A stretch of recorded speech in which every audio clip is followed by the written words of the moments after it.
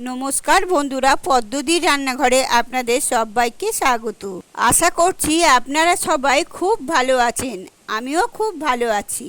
আজকের আমি আরেকটি রেসিপি নিয়ে চলে এসেছি। আজকের আলু আর সর্ষে বাটা দিয়ে রুই মাছের রসার একটি দারুণ টেস্টি রেসিপি নিয়ে।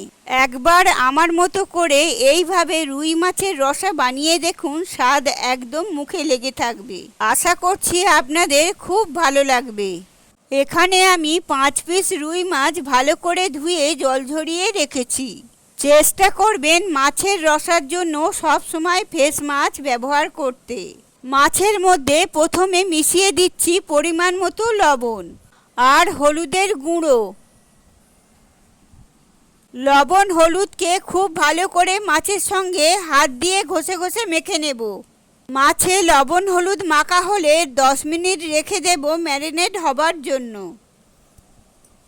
এখানে আমি দুটো মাঝারি সাইজের আলুকে এই রকম লম্বা লম্বা একটু মোটা সাইজের করে কেটে ধুয়ে রেখেছি। নিয়েছি একটা মাঝারি সাইজের টমেটোকে বেশ ছোট ছোট টুকরো করে কেটে নিয়েছি অল্প করে ধনেপাতা কুচি, আর নিয়েছি 4টে কাঁচা লঙ্কা একটু চিরা দিয়ে দিলাম লাগিয়ে। এবার কড়াই গরম করে নিয়ে এর মধ্যে নিয়ে নিচ্ছি বেশ কিছুটা পরিমাণে সর্ষের তেল দেওয়ার আগে কিন্তু কড়াই ভালোভাবে গরম করে তারপর সর্ষের তেল দিতে হবে। তেলকে কড়াইতে এইভাবে পেস্ট করে দিতে হবে, তাতে করে কড়াইতে একটি ননস্টিক একটা লেয়ার তৈরি হয়ে যায়, আর তাতে করে মাছ ভেজে নিতে বেশ সুবিধা হয়। তেল একদম ধোঁয়া ওঠা গরম হলে তারপর লবণ হলুদ মাখানো মাছগুলো ছেড়ে দিচ্ছি।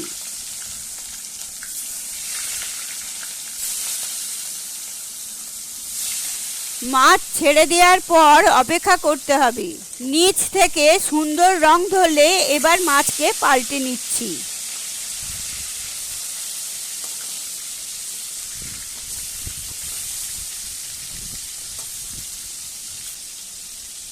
দুদিকে হালকা সোনালি রং ধরা পর্যন্ত ভেজে নিয়ে মাছকে নামিয়ে নিচ্ছি।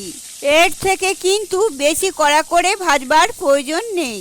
মাছকে এই রকম হালকা রং ধরিয়ে ভেজে নিলে মাছের রসা খেতে বেশ ভালো হয়। মাছকে নামিয়ে নিয়ে ওই তেলের মধ্যে সমস্ত আলুগুলো দিয়ে দিচ্ছি ভেজে নেওয়ার জন্য। আলু দেওয়ার পর মোটামুটি 3 থেকে 4 মিনিট মতো সময় নিয়ে আলুকে আমি একটু ভালো করে ভাজা করে নিচ্ছি, যাতে করে আলুর গায়ে একটা সুন্দর ক্রিস্পি লেয়ার ধরে যায়। আলুকে হালকা রং ধরিয়ে ভেজে তুলে নিচ্ছি।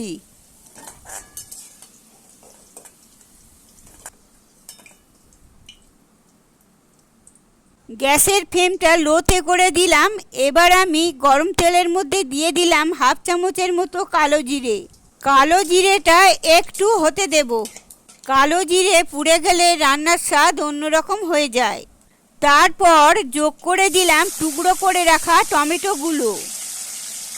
কালো জিরের এই ফ্লেভারটা মাছের রসার সাথে কিন্তু দুর্দান্ত লাগে। টমেটোকে 2 থেকে 3 মিনিট লো ফ্লেমে কষিয়ে নেব, যাতে করে টমেটোর কাঁচা গন্ধ চলে যায়।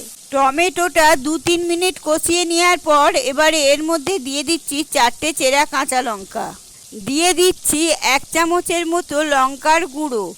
ঝালটা অবশ্যই আপনারা আপনাদের স্বাদ মতো দেবেন।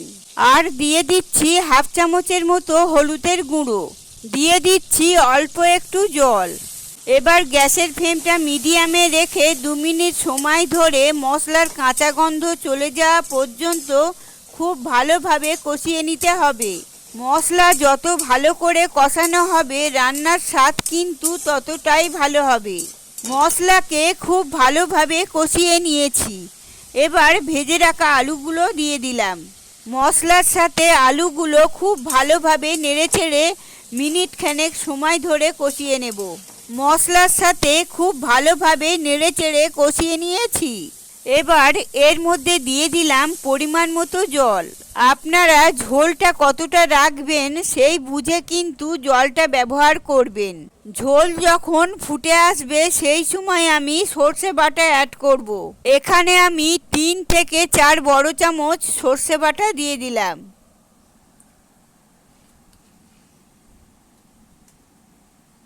এবার দিয়ে দিচ্ছি স্বাদ মতো লবণ। সর্ষে বাটা আর লবণ দেওয়ার পর ভালো করে একটু মিশিয়ে নিয়েছিলাম। এবার ঢাকা দিয়ে গ্যাসের ফ্লেমটা মিডিয়ামে রেখে 5 মিনিটের মতোই এটা রান্না হতে দেব। 5 মিনিট পর ঢাকাটা খুলে নিলাম।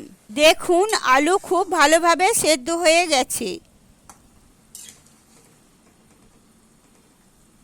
আলুটা যখন সেদ্ধ হয়ে যাবে সেই সময় মাছ ভাজাগুলো দিয়ে দিতে হবে।